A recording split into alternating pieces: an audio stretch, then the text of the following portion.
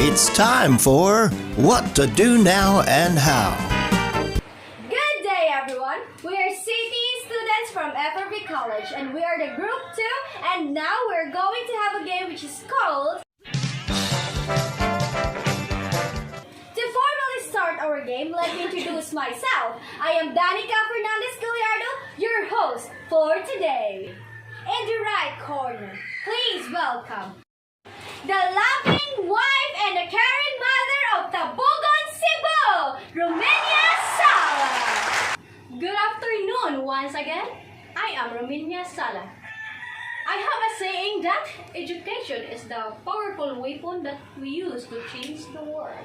Wow! And now, in the left corner, please welcome the hot mom of Dakit, Bugo City, Cebu, Miss Marian Ando. Hello everyone, good afternoon. This is Marian Ando from Dakit, Bugo City, Cebu, and I believe in saying that education is the mother of leadership. To formally start our game for today, we are now in the easy category, and the topic is the Eastern philosophy of education. So players, are you now ready? Yes, we are ready. So when I say hep hep, you say hooray! Hep hep! Hooray! So now, the first question is... It is a religious culture around 1500 to 2000 before Christ era. Meh-nia Sala? Hinduism. May tama ka! Next question is, a philosophical tradition founded by Gautama Siddhartha Buddha in the 5th century before Christ era. Marian Ando. Buddhism. Wow! Now, let us proceed to the third question. And the third question is, it is based on the idea that all the change in the world lies to fundamental universal principle, the way or blank. Meh-nia Sala. Taoism. Go! Now, let us proceed to the fourth question. It is concerned with the morality, social ethics. Marian Ando. Confucianism. Wow! Tama ka!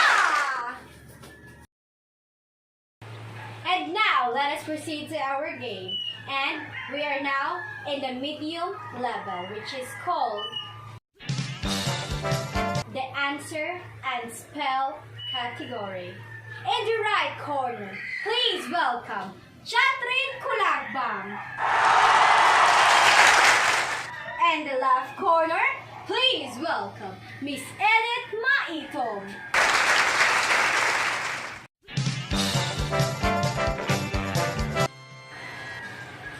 Are you ready? Yes, we are ready. And now, let us proceed to the first question.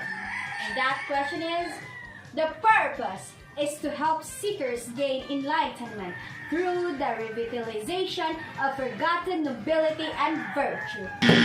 Confucianism. Spell it. Confucianism.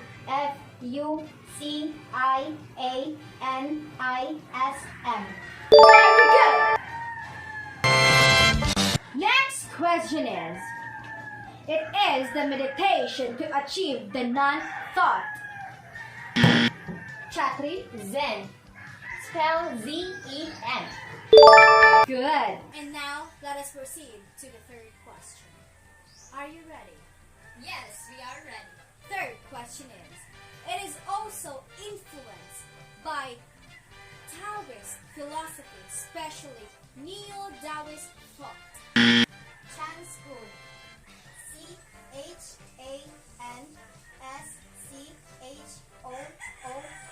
Chan School. Very good.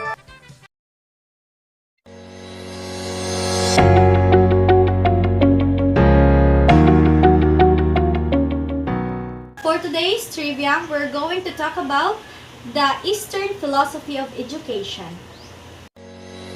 The first Eastern philosophy of education is Hinduism. So the methods of teaching The Gurukul system of education in ancient Indian subcontinent provides us insights on methods of teaching during that time and helps us make comparisons with popular pedagogical models today.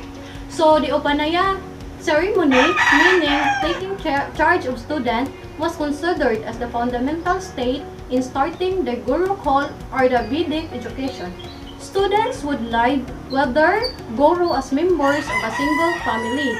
So the system of teaching was communal, though there were ample occasions when the teacher explained something to the individual pupils.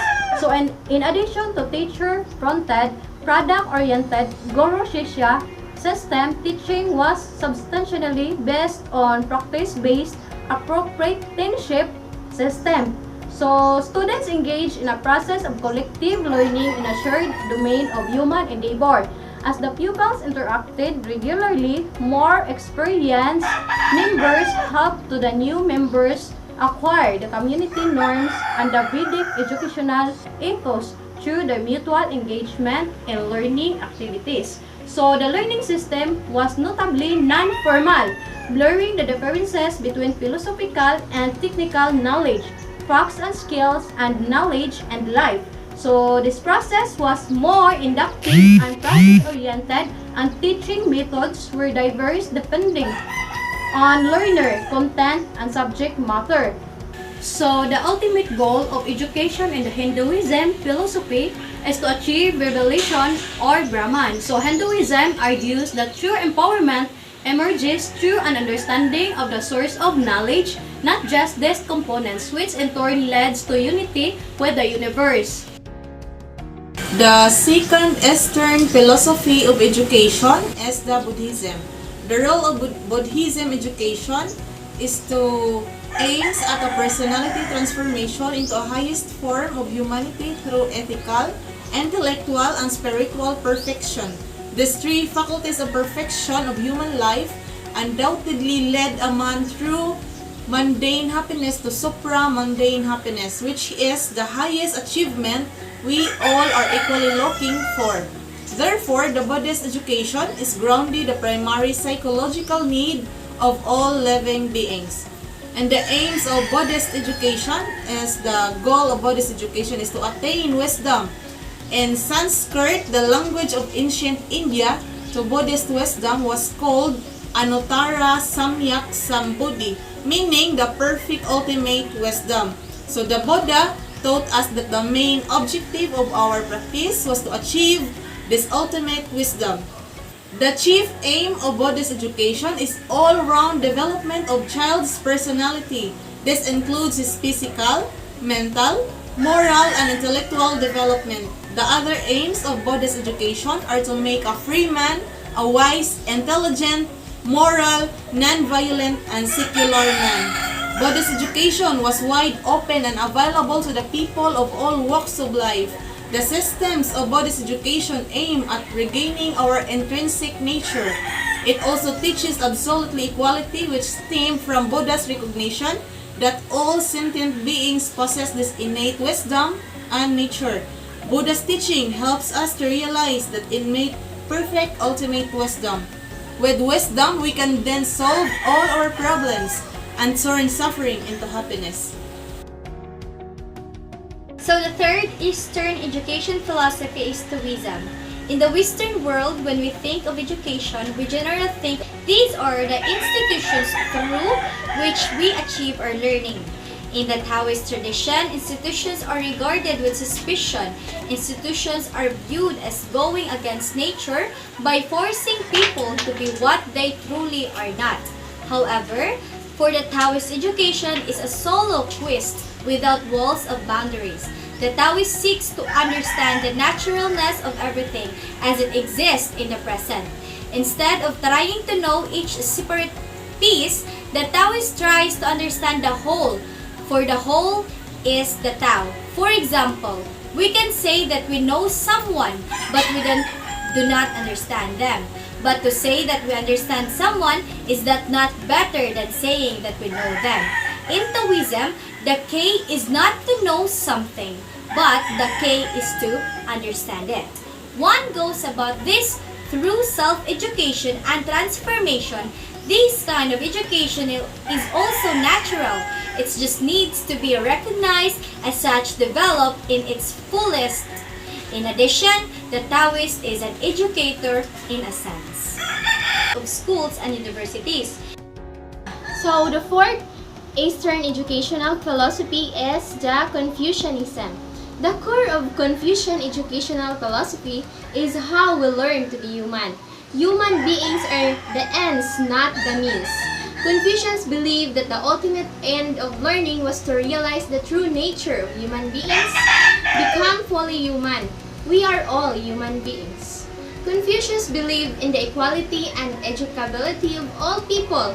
He viewed education as a means of transformation, the discovery of human nature, and the cultivation of character. Through education, virtues are developed and integrated. Jin was a core aspect of Confucian teachings. The fifth Eastern education philosophy is Zen. Zen is a school of Buddhism which emphasizes the practice of meditation as the key ingredient to awakening one's inner nature, compassion, and wisdom. The practice of meditation, Zen in Japanese, as a means of attaining enlightenment was introduced, as we have seen, by the Buddha himself. Zen approached Buddhism in the most direct, simple, and practical way. It grasped the enlightenment was the most fundamental aspect of Buddhism, and thus did away with sacred scriptures, rituals, and objects of worship, all of which had become a major aspect of Mahayana Buddhism in India. The last Eastern education philosophy is the Christian philosophy. The purpose of Christian education is the directing of the process of human development toward God's objective for man, guideliness of character and action.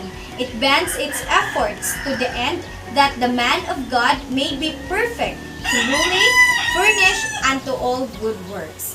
When elementary, middle, and high schools, as well as colleges and universities, are guided by a Christian philosophy of education, there is more to daily assignments than Bible study and more to the environment than dress codes and disciplinary policies. The Christian philosophy for education encompasses all areas of the educational life of students, including core subject curriculum, character building, and practical living, both now and in the future. Hinduism, Buddhism, Taoism, Confucianism, Zen and Christian philosophy are the Eastern educational philosophies. We are future educators.